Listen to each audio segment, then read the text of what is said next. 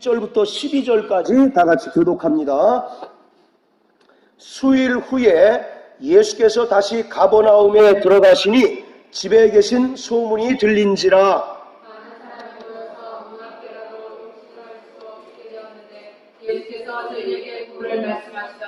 사람들이 한 중풍병자를 네 사람에게 메워가지고 예수께로 올세.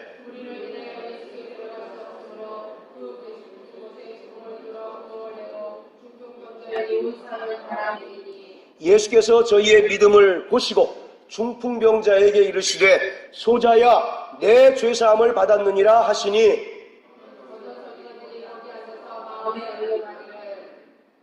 이 사람이 어찌 이렇게 말하는가? 참나마도다. 오직 하나님 한 분 외에는 누가 능히 죄를 사하겠느냐?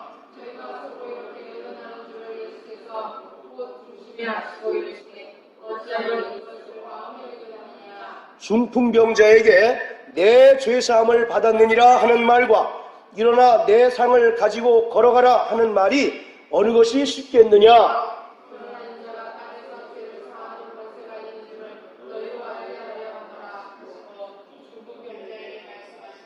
내가 내게 이르노니 일어나 내 상을 가지고 집으로 가라 하시니,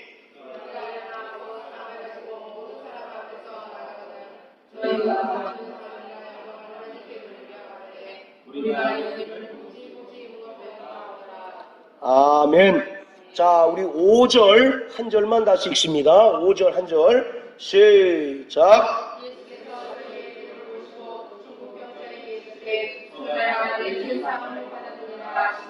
아멘. 예수 그리스도는 친히 나무에 달리심으로써 그 몸으로 우리의 모든 죄를 대신 담당해 주셨습니다. 베드로전서 2장 24절에 보면 친히 나무에 달리심으로 그 몸으로 우리의 모든 죄를 담당하셨으니 이는 우리로 죄에 대하여 죽고 의에 대하여 살게 하려 하심이라. 저가 채찍에 맞으심으로 너희가 나음을 입었다라고 성경은 말씀하고 있습니다. 바로 죄를 담당하셨다라고 하는 말은 죄를 짊어졌다라고 하는 바로 그런 의미인 것입니다. 인간이 감당할 수 없는 죄의 무게, 또 인간이 감당할 수 없는 죄의 값을 예수가 친히 대신 짊어지시고 또 대신 치러 주셨습니다. 그리고 예수는 우리에게 구원 얻을 기회를 허락해 주신 것입니다. 요한복음 19장 30절에 보면 예수님이 십자가에 달려 이제 죽으실 때 마지막 하셨던 말씀이 다 이루었다라고 이와 같이 말씀하시면서 운명하셨다라고 이렇게 기록하고 있는데, 바로 여기서 다 이루었다라고 하는 말은 헬라어로 테텔레스타이라고 해서 바로 다 값을 지불했다라고 하는 그런 뜻입니다. 그러므로 우리의 모든 죄의 값을 예수가 다 지불하신 것입니다. 그리고 예수가 이 땅에 오신 것은 우리의 죄를 대속하시기 위하여 오셨다라고 마태복음 20장 28절에 말씀하고 있어요. 여러분들, 대속이라고 하는 말이 뭡니까? 대신 빚을 갚는다, 그런 뜻입니다. 바로 이 속자가 빚 갚을 속이에요. 우리는 도무지 그 죄의 부채, 죄의 값을 갚을 능력이 없는데 예수님께서 이 땅에 오셔서 십자가에 달리심으로써 그 흘리신 피로써 인간의 모든 죄의 빚, 죄의 값을 대신 갚아주셨습니다. 그래서 교회를 뭐라고 그러냐면 하나님의 피로 사신 자들이라고 이렇게 얘기하고 있어요. 오늘 저와 여러분들을 하나님께서 보내신 예수 그리스도의 흘리신 피로 우리를 바로 사셨습니다. 예수가 핏값을 지불하심으로 말미암아 저와 여러분들을 사셨다라고 성경은 기록하고 있습니다. 바로 구원이라고 하는 것은 한마디로 얘기하면 죄사함인 것입니다. 자, 우리 다 같이 여기 표시해 놓으시고 에베소서 1장을 다 같이 한번 보십니다. 자, 에베소서 1장.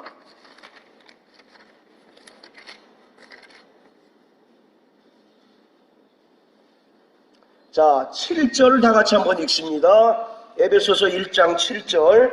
자, 시작. 우리가 그리스도 안에서 그의 은혜의 풍성함을 따라 그의 피로 말미암아 구속 곧 죄사함을 받았으니, 예, 바로 구속이라고 하는 것이 한마디로 뭐라고 그런다고요? 죄사함. 예, 바로 구속, 우리가 받은 구원이라고 하는 것은 죄사함 받은 것입니다. 자, 죄사함 받으셨으면 아멘 하십시오. 예, 예수가 바로 십자가에 달리사 그 흘리신 피로 말미암아 우리의 모든 죄의 부채를 탕감해 주셔서 우리의 모든 죄를 사함받은 것이에요. 그것을 우리가 믿으면 바로 성경은 구원을 얻는다라고 말씀하고 있는 것입니다. 이와 같이 바로 우리가 교회에서 가장 많이 쓰는 단어 중에 구원, 구속이라고 하는 말이 있는데, 그것은 한마디로 얘기해서 내가 죄사함 받았다라고 하는 것입니다. 예수 그리스도는 온 인류를 죄악과 마귀의 권세에서 건져내 주셨어요. 이 은혜가 바로 오늘 이 세상에 살아가는 모든 그리스도인들의 바로 유일한 믿음이고 또 유일한 바로 자격인 것입니다. 인간은 본래 죄로 말미암아 그 영혼이 죽은 자인 것입니다. 그리고 그 죄로 말미암아 하나님과 분리되고 또 그 죄로 말미암아 하나님과 원수된 자가 바로 인간이었습니다. 여기서 바로 그 영혼이 죽었다라고 하는 말을 우리가 잘 이해하셔야 되는데, 마치 육체가 죽으면 흙으로 돌아가서 완전히 소멸되는 것처럼 마치 영혼이 죽었다라고 하니까 그 영혼이 소멸되고 사라지고 없어졌다라고 하는 그런 의미로 이해하기 쉽지만, 영혼은 바로 소멸되거나 사라지는 존재가 아닙니다. 그렇다면 영혼이 죽었다라고 하는 것은 무슨 의미일까요? 바로 영혼이 죽었다라고 하는 말은 그 영혼의 기능이 정지되고 또 영혼의 기능이 마비된 것을 성경은 영혼이 죽었다라고 이렇게 얘기하고 있습니다. 그래서 에베소서 2장 1절에 허물과 죄로 너희가 죽었다라고 이렇게 우리에게 말씀하고 있는 것입니다. 자, 다시 마가복음 2장으로 돌아가서 오늘 예수님께서 공교롭게도 중풍병자를 고치십니다. 근데 여러분들 중풍병 다 아시죠? 중풍병이라고 하는 것이 어떤 병입니까? 몸의 기능이 상실됨으로 말미암아 신체가 불구된 것이 바로 중풍병 아니겠습니까? 뭔가 이제 뭐 풍이 왔다, 어른들 하는 얘기로 풍이 왔다를 얘기하잖아요. 그래서 반신불수, 그래서 반쪽을 사용하지 못하는, 비록 손이 있고 또는 발이 있지만 제 기능을 하지 못하는 것을 중풍병이라고 이렇게 얘기합니다. 그런데 그 중풍병을 예수님께서 고쳐주십니다. 바로 이 중풍병이라고 하는 것을 우리가 염두에 두어야 하는데, 하필이면 왜 예수님께서 중풍병자를 고치셨을까? 바로 그것은 결국 죄 있는 인간의 영혼의 모습이 바로 중풍병자와 같다라고 하는 것입니다. 모든 죄인들의 영적인 상태, 또 모든 죄인들의 바로 영적인 모습이 마치 뭐와 같다는 겁니까?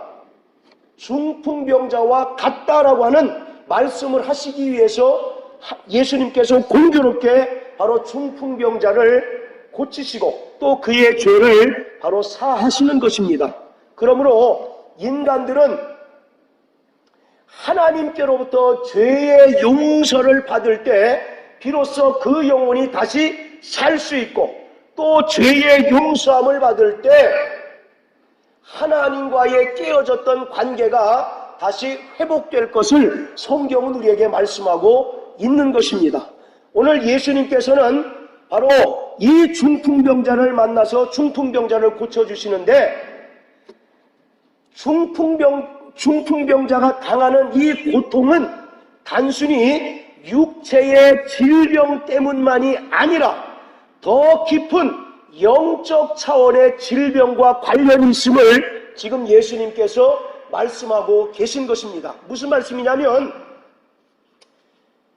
단순히 육체의 질병을 고쳐주는 차원에서 끝나는 것이 아니라 바로 이 죄라고 하는 영적인 중풍병을 고쳐주심으로써 모든 인간들이 죄사함을 받아서 하나님과 관계가 회복되어져야 한다라고 하는 사실을 바로 지금 말씀하시고자 하시는 거예요. 그래서 바로 이 중풍병이라고 하는 것은 예수님은 바로 영적인 중풍병이 걸린 모든 죄인들을 상대로 지금 말씀하고 있는 겁니다.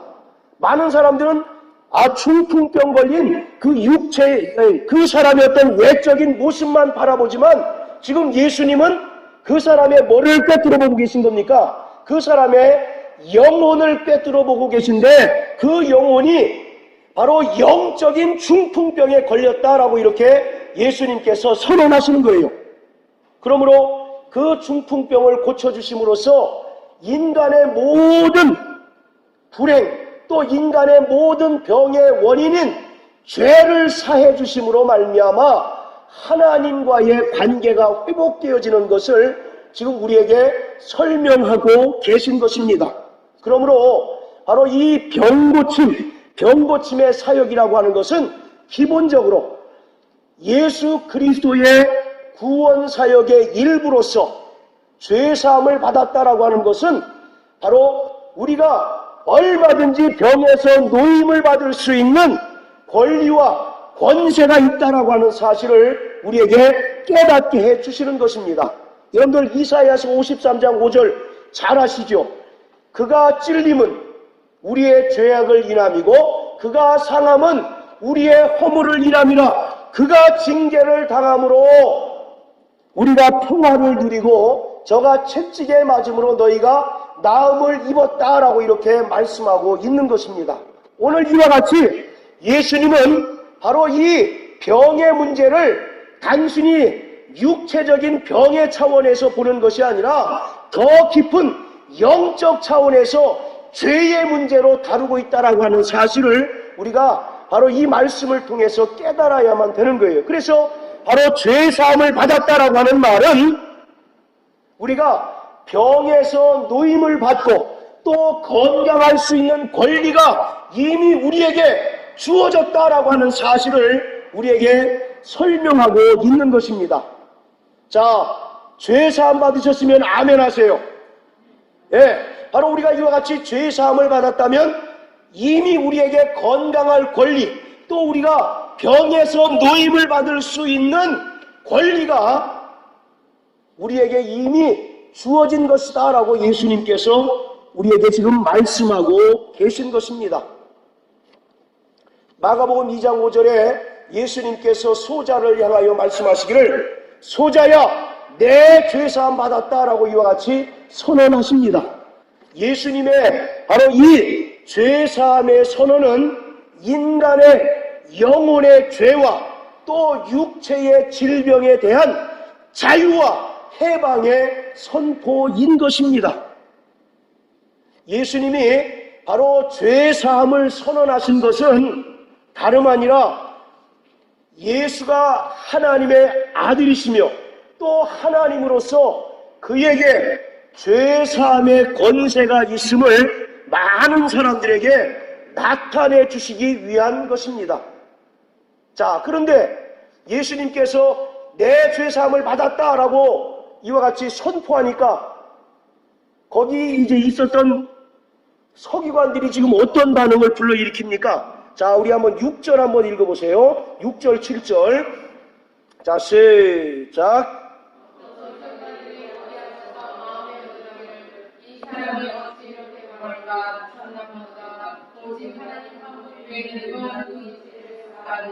예, 자, 5절에 예수님께서 그 중풍병자에게 소자야 내 죄사함 받았다라고 이와 같이 말씀하시니까 그것을 옆에서 들었던 서기관들은 오늘날로 따지면 신학자들에 해당이 됩니다. 성경학자들에 이제 해당되는 자들인데, 그 사람들이 생각하기를, 아니 저가 누구간데 사람으로서 감히 죄를 사할 수 있는가? 오직 죄를 사하는 분은 하나님 한 분밖에 없는데 참 이거 참남하다라고 그들이 바로 생각했다라고 하는 겁니다. 참남하다라고 하는 것은 신성모독했다라는 그런 뜻입니다. 여러분들, 구약의 율법에서 가장 중한 형벌이 어떤 형벌인지 아십니까? 가장 중한 이제 죄가 하나님의 신성을 모독하는 거예요. 여러분들, 그 10계명 중에 세 번째가 뭡니까? 하나님의 이름을 망령되이 일컫지 말아라. 그러면 죄 없다 하지 않겠다라고 말씀합니다. 또 레위기 24장 16절에 보면 하나님의 이름을 모독하는 자들을 돌로 쳐 죽이라, 이렇게 이제 단호하게 말씀하고 계셔요. 그러니까 바로 이와 같이 구약의 율법에 대하여 정통했던 서기관들 생각에, 아니 하나님만이 죄를 사하는 권세가 있는데 저가 사람으로서 어떻게 하나님의 이름을 모독할 수 있는가 라고 그렇게 이제 생각했다라고 하는 것입니다. 예수님은 그들의 마음을, 서기관들의 마음을 지금 꿰뚫어 보고 계신 거예요. 그래서 마음의 중심을 아시고 그 서기관들에게 향하여, 서기관들에게 지금 예수님께서 구절을 통해서 이제 그 질문을 하십니다. 자, 우리 한번 구절 한번 다 같이 읽으세요. 자, 구절 시작.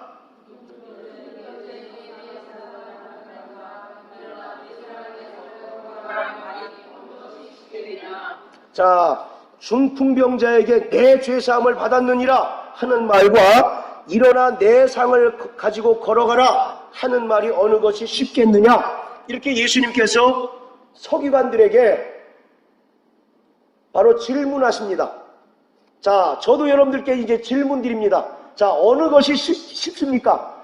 내 죄사함을 받았느니라 하는 것과 일어나 침상을 들고 걸어가라 하는 것, 어느 것이 쉽겠어요? 왜 죄사함 받았다는 게 더 쉽습니까? 눈으로 보이지 않으니까. 그렇게 생각할 줄 알고 예수님이 질문을 하신 거예요. 자, 죄사함 받았다라고 한 말은 눈에 안 보이죠? 그런데 침상을 들고 일어나 걸어가는 것은 실제로 목격할 수 있는 것 아닙니까? 그러니까 사람들이 죄사함 받았다라고 선포하는 것이 더 쉽다라고 생각하는 거예요. 지금 예수님께서 사람들의 일반적인 상식을 역으로 이용하셔서 이렇게 말씀하실 줄 알고 질문을 하신 거예요. 결론은 죄사함 받았다라고 이와 같이 선언하는 것이 더 어렵다는 것이죠. 왜 그러냐면 여러분들, 구약의 수많은 선지자들도 병을 고친 적이 있습니까? 없습니까? 있죠. 심지어 엘리사 같은 사람은 죽은 아이도 막 살리고 하는 그런 일들도 있지 않습니까? 또 나아만 같은 경우에는 요단강에 이제 몸을 7번 담궜더니 어린아이처럼 깨끗해졌잖아요. 이렇게 병 고침 받는 것은 굳이 예수님 아니고서도 구약의 많은 예언자들이나 선지자들도 얼마든지 이제 했다고요. 그런데 잘 생각하세요. 그들이 죄를 사한 적이 있습니까? 없습니까? 구약의 수많은 예언자나 선지자들이 내가 너의 죄를 사한다라고 한 적이 있어요? 없어요? 그럼 그들이 돌 맞아 죽겠죠. 그러니까 바로 이 죄를 사하는 권세는 오직 누구밖에 없다는 얘기입니까? 하나님밖에 없기 때문에 죄사함을 받았다라고 이와 같이 선언하는 것이 훨씬 더 어렵다라고 하는 것을 지금 예수님께서 말씀하고 계신 겁니다. 자, 그렇습니까? 안 그렇습니까? 예. 지금도 병 고치는 일이 일어나지 않습니까? 근데 바로 사람으로서 죄를 이제 사할 수 있는 사람이 있어요? 없어요? 아무도 없어요. 바로 이와 같이 예수님께서 이 참남하다고 생각하는 서기관들에게 이 질문을 하신 것은 바로 예수가 죄를 사하시는 권세를 가지고 있고 또 예수가 바로 하나님과 동등된 분이라고 하는 사실을 알도록 하기 위해서 이렇게 바로 질문을 하고 있다라고 하는 것입니다. 자, 성경에서 말하는 바로 병이라고 하는 것은 우리 인간들은 병 그러면 자꾸 외형적으로 나타난 증상만을 보지 않습니까? 그리고 그 병을 연구하는 사람들은 어떤 세균이나 어떤 바이러스의 어떤 그런 원인이 있나 열심히 연구하잖아요. 그런데 성경에서 말하는 바로 병의 원인은 결국 죄라고 하는 것입니다. 또 바로 인간이 하나님의 말씀에 불순종한 것에 대해서 하나님께서 바로 형벌하시고 또 징계를 내리시는 것이 바로 죄다라고 병이다라고 이와 같이 사람들은 이야기하고 있는 거예요. 그래서 바로 구약뿐만 아니라 신약 성경도 병과 죄를 동일선상에서 지금 설명하고 동일선상에서 보고 있다라고 하는 것입니다. 그런데 병과 죄가 뭐가 다르냐면 병은 눈에 보입니까? 안 보입니까? 그 증상들이 보이죠. 감기 그러면 재채기 하는 증상들이 나타나잖아요. 그런데 우리가 죄가 있다고 해서 그 죄가 보입니까? 안 보입니까? 안 보이잖아요. 이와 같이 바로 이 병이라고 하는 것은 보이는 죄입니다. 병이 뭐라고요? 네, 병이라고 하는 것은 성경이 말하는 병이라고 하는 것은 바로 보이는 죄입니다. 가시적인 죄가 바로 병이라고 하는 거예요. 그러나 바로 이 죄라고 하는 것은 비록 보이지는 않지만 인간이 하나님께 대하여 또 인간이 하나님의 말씀에 불순종의 그 결과로 하나님께서 징계하시고 또 형벌로 내리신 것이 바로 병이다, 죄다라고 이렇게 구약성경은 말씀하고 있었다는 것이죠. 구약시대에 보편적 유대인들 중에 보편적으로 병에 대해서 어떻게 생각했느냐면 모든 병은 다 하나님으로부터 시작된다라고 그들은 생각하고 있었던 것입니다. 병이라고 어디로부터 시작된다고요? 네, 바로 우리 인간들은 뭔가 이제 바란스가 안 맞고 또 뭔가 이제 세균이 침투하면 병이 걸리고 하는 그런 자꾸 외적인 육체적인 요인을 이제 찾지만 바로 유대인들 보편적인 병에 대한 그 유대인들의 이해는 바로 이 병이라고 하는 것은 하나님으로부터 시작되고 또 하나님과 인간과의 그 관계가 어그러지고 하나님과 인간과의 관계가 깨어질 때 발생하는 것이 바로 병이다라고 이렇게 이제 보고 있었다는 얘기죠. 자, 우리 구약성경 신명기 32장. 자, 신명기 32장.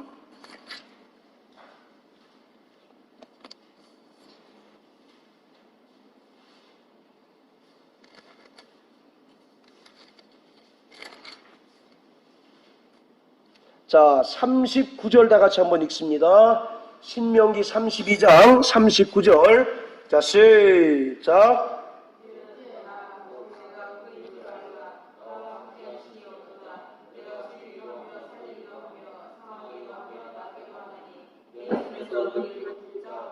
예, 자, 병은 누구로부터 시작된다고요? 하나님으로부터 바로 시작된다. 하나님은 생사화복을 주관하시는 분으로서 바로 우리를 상하게도 하시고 또 때로는 낫게도 하시는 바로 그러한 분이시다라고 이렇게 바로 이제 유대인들이 병에 대한 그러한 이해를 가지고 있었다라고 하는 것이죠. 그리고 병은 언제 발생하느냐? 하나님과 인간과의 그 관계가 어그러질 때. 뭐 때문에 어그러지겠습니까? 그렇죠. 바로 죄로 말미암아 하나님과 인간과의 그 관계가 깨어지고 어그러질 때 바로 발생하는 것이 결국 병이다라고 이렇게 이제 이야기하고 있는 거예요. 그래서 한마디로 성경에서 말하는 이 병이라고 하는 것은 죄가 근본 원인이다라고 이렇게 얘기하고 있는 겁니다. 죄가 바로 근본 원인이 되어서 그 죄가 인간의 육체를 통해서 가시적으로 나타난 것이 결국은 바로 병이다라고 이렇게 얘기하고 있는 거예요. 자, 그러니까 생각해 보세요. 원인이 밝혀졌으니까 그 병을 치료하기가 쉽습니까? 어렵습니까? 예, 쉽죠. 뭐만 제거하면 이제 병이 고침받는 거예요. 예, 그래서 예수님께서 중풍병자를 향하여 소자야 안심하라, 내 죄사함을 받았다라고 이렇게 말씀하고 있는 겁니다. 아니, 정상적인 사고를, 우리 같은 정상적인 사고를 가지고 있으면 야, 너 침상을 들고 일어나 걸어가라, 그렇게 이야기하는 것이 더 정상적인 것 아니겠습니까? 그럼에도 불구하고 예수님께서 소자야 내 죄사함을 받았다라고 이와 같이 말씀하신 것은 바로 예수님조차도 그 병의 원인, 병의 뿌리를 뭘로 보고 있다는 겁니까? 바로 죄로 보고 있고, 그 죄가 완전히 무산되고 그 죄가 흔적조차 없이 다 사라지게 되면 병은 동시적으로 깨끗이 나을 수 있다라고 하는 것으로 지금 예수님은 보고 있는 것입니다. 여러분, 우리가 나무를 이제 죽이려고 할 때도 그렇지 않습니까? 아무리 가지만 자른다고 그 나무가 죽습니까? 여전히 그 가지는 계속 해마다 올라오잖아요. 그러나 그 나무를 근본적으로 죽이기 위해서는 뿌리를 캐서 그 뿌리를 자르면 그 나무는 영구히 죽는 것과 같이 바로 예수님은 지금 질병이, 우리 육체의 병이 고침받는 것보다 더 근본적으로 해야 될 일은 죄사함 받는 것이 급선무다라고 이와 같이 말씀하고 있는 거예요. 그래서 오늘 여러분들 정말 먼저 병 고침받기 원하시면 죄사함부터 받으시길 주의 이름으로 축원합니다. 또 우리가 정말 죄사함 받고 구원받은 자라고 한다면 정말 내게 있는 병을 이기고 병을 고침받기 위해서는 우리가 철저하게 회개할 때 우리에게서 병이 멀리 떠난다는 사실을 믿으시길 주님의 이름으로 축원합니다. 오늘 많은 사람들은 죄사함과 병 고치는 것을 분리해서 이해하려고 노력합니다. 죄사함 따로, 병 고침 따로 자꾸 분리해서 보고 분리해서 이해해요.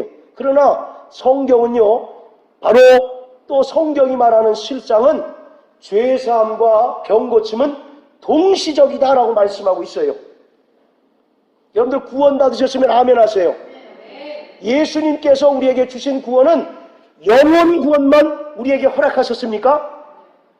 바로 심령에도 평안을 주시고 또 그가 채찍에 맞으심으로 우리 육체도 나음을 입었다라고 이와 같이 얘기하잖아요. 그리고 요한 3서 2절에 사랑하는 자요, 내 영혼이 잘됨 같이 범사가 잘되고 강건하길 원한다라고 이렇게 얘기합니다. 또 데살로니가전서 5장 23절에 보면 우리 하나님 아버지께서는 우리의 영과 혼과 몸이 흠없이 보존되기를 원하신다라고 이렇게 이야기하고 있어요. 그런데 오늘 많은 사람들은 자신의 영혼이 죄사함 받고 구원받은 것은 인정하지만 그것과 병 고치는 것은 마치 별개의 사건으로 이해하고 별개의 사건으로 바로 정말 치부하기 때문에 병 고침이 우리에게서 일어나지 않는 것입니다. 자, 따라하세요. 나 영혼은 죄사함 받았다. 그러므로 나는 건강할 권리가 있다. 병 고침 받을 권리가 있다. 할렐루야! 이것이 오늘 주님께서 우리에게 주신 완전한 구원이라고 하는 겁니다. 예수님은 우리의 영혼만 구원하신 것이 아니라 우리 마음 심령을 구원하사 두려움에 쩔어있는 우리에게 평안을 주시고 또 우리 육체도 구원하셔서 질병으로 인하여 억압되어 있는 우리에게 예수가 대신 채찍 맞으심으로 우리에게 우리 모든 병을 몰수하셨고 우리 모든 병을 다 고쳐주셨습니다. 할렐루야! 그래서 바로 죄사함과 병 고침이라고 하는 것은 따로 국밥식으로 별도로 보면 안 되고 그것은 바로 동시적인 그러한 사역, 동시적인 사건으로 볼 때 우리에게서 병 고침의 능력이 나타나게 되는 겁니다. 예수 그리스도는 죄를 사하시는 권세가 바로 있음과 동시에 병을 고치는 권세도 가지고 계십니다. 오늘 마가복음 2장에 이 중풍병자의 사건을 통해서 주님께서 우리에게 무엇을 말씀하시고자 하시냐면, 예수는 죄사함의 권세도 있을 뿐만 아니라 병 고치는 권세도 있다라고 말씀하고 계십니다. 그런데 문제는 그것이 순서의 차이가 있다라고 말씀하고 계세요. 무슨 차이가 있다고요? 예. 자, 죄사함과 병 고침을 원인과 결과의 관계로 보면 순서가 있을까요? 없을까요? 먼저 병 고침 받는 일이 있을까요? 없을까요? 예. 먼저 죄사함을 받고 그 이후에 바로 병 고침을 받는 그런 일들이 있게 되는 거예요. 그래서 오늘 예수님은 무엇보다도 병 고침을 받는 일보다도 죄사함 받는 일이 더 근본적인 일이다라고 이와 같이 설명하고 있습니다. 여러분들, 요새는 얼마나 의학이 발달했습니까? 굳이 교회 오지 않아도 병원 가면 뭐 요새 또 의료보험이 워낙 잘 돼 있고 또 무슨 보험제도가 워낙 잘 돼 있어서 뭐 굳이 교회 와서 정말 병 고쳐달라고 애걸복걸하지 않더라도 병원에서 얼마든지 해결할 수 있는 일들이 많지 않습니까? 그런데 예를 들어서 죄사함 받지 않은 자가 어떤 세상의 어떤 의료 혜택을 통해서 병 고침을 받았다고 생각을 해보세요. 그렇다면 그 사람 구원 받았겠어요? 못 받았겠어요? 네, 바로 그 구원과 전혀 상관없고 그것은 하나님과 전혀 상관없는 것이에요. 그러므로 바로 예수 그리스도 안에서의 바로 신유라고 하는 것은 육체적인 일인 동시에 바로 영적인 사역이라고 하는 것입니다. 그래서 성경에서 말하는 이제 병 고침, 신유라고 하는 것은 우리의 몸과 혼과 영이 완전히 조화된, 그래서 전적인 관점에서의 바로 회복을 성경은 신유라고 말씀하고 있어요. 영혼 따로, 몸 따로, 또 그리고 그 심령 따로가 아니라 바로 예수의 그 죄사함을 믿고 그 죄사함의 믿음을 소유하면 영혼이 치료받고 또 바로 심령이 치료받고 그 육체도 치유받을 수 있다라고 성경은 분명히 말씀하고 있습니다. 사랑하는 성도 여러분, 정말 먼저 죄사함 받게 되시길 주님의 이름으로 축원합니다. 오늘 예수께서 여러분들을 향하여 말씀하십니다. 아무개여 죄사함 받았다라고 이와 같이 말씀하십니다. 그러므로 내 병도 고침받았느니라 이와 같이 말씀하십니다. 믿으시면 아멘 하십시오. 우리는 정말 자꾸 이 병에 매어 달리지 마시고 먼저 죄의 문제를 해결하려고 노력하세요. 먼저 그 나무의 뿌리, 병의 근원, 병의 원인을 제거하려고 노력하셔서 그 병의 원인이 제거될 때 자연적으로 그 열매가 떠나게 되는 것처럼 병이 고침받는다라고 하는 사실을 우리는 오늘 이 성경을 통해서 깨닫게 되시기를 주님의 이름으로 축원합니다. 바로 진정한 신유, 병고침이라고 하는 것은 그냥 병고침에서 끝나는 것이 아닙니다. 병고침을 받은 이후에 우리가 하나님과 완전한 관계, 온전한 관계를 회복하는 때까지를 바로 성경은 신유라고 이렇게 얘기하고 있습니다. 여러분들 소경거지 바디메오 사건 아시지요? 자, 막 그가 나사렛 예수가 지나간다는 소식을 듣고 그가 막 소리칩니다. 그때 제자들이 어떻게 합니까?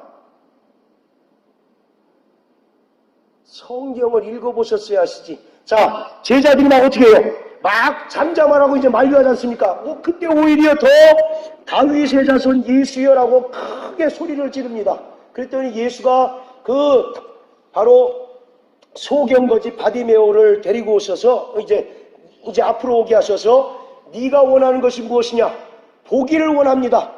했을 때 예수께서 정말 그에게 이제 고쳐주십니다. 그리고 나서 즉시로 소경거지 바디메오가 어떤 행동을 취합니까? 그냥 자기 집으로 훅 갔습니까? 예수를 이제 섬겼다라고 이렇게 얘기하고 있어요. 또 마태복음 8장에 보면 열병에 들린 베드로의 장모를 예수님께서 이제 고쳐주시지 않습니까? 열병을 꾸짖으셨을 때 열병이 떠나고 그가 예수님을 수종했다라고 이렇게 설명합니다. 오늘 이것이 바로 성경에서 말하는 진정한 신유예요. 아, 내가 병 고침 받았으니까 이제 더 이상 교회 다닐 필요 없다. 그건 가짜입니다. 정말 내가 병 고침 받았다면 정말 죄사함 받은 것이고, 그러면 내가 이제 하나님과의 관계가 더 돈독해지고 회복되어지는 것이 바로 성경에서 말하는 진정한 신유, 바로 병 고침인 것입니다. 오늘 여러분들에게 정말 주님의 신유의 능력이 임하게 되시기를 주의 이름으로 축원합니다. 예수는 마태복음 4장에 회당에서 가르치시고 또 천국 복음을 전파하시고 모든 병을 고치시고 약한 것을 고치셨다라고 이와 같이 말씀하고 계셔요. 오늘 이와 같이 정말 죄사함 받은 자는 병 고침을 받을 권리가 있습니다. 병에서 누임받을 권리가 있어요. 그러므로 사랑하는 성도 여러분, 먼저 정말 죄사함 받게 되시기를 주의 이름으로 축원합니다. 그리고 또 하나님과 나와의 관계 속에서 뭔가 어그러지고 깨진 부분이 있는가 돌이켜보시고 철저히 그것으로 인하여 회개하여 하나님과의 관계가 회복될 때 병은 봄에 눈 녹듯이 순식간에 사라지게 되는 것입니다. 할렐루야. 자, 우리 시간